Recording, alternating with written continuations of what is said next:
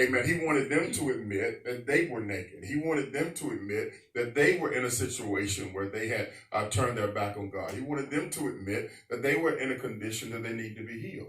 Yeah. And the moment that they were able to acknowledge that, then God already had a plan in place for them to be delivered. Can I tell you today that every one of us in here, under the sound of my voice, God already has a plan to bless you. Amen. He already has a plan to take you to another level. He already has a plan to bring you out. But what we have to do is we have to hear his voice. Yes. Mm-hmm. He said that we are his sheep and we follow his voice. Another we will not. Yes. Amen. We have to acknowledge him and his word and his ways and the things that he's trying to tell us and do in our life. Somebody said, I will listen to God. I will listen to God.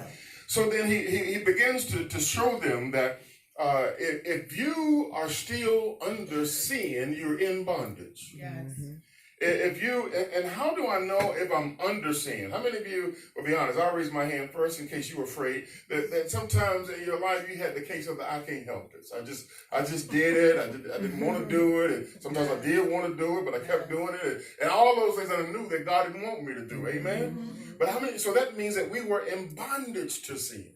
We couldn't save ourselves. We couldn't deliver ourselves. We couldn't get ourselves out of it. We couldn't change ourselves. Amen. We needed God to be able to do it. Can I get a witness in the house right now? And so then he was conveying to them that in this situation we are in bondage to sin, but God came that we might be free.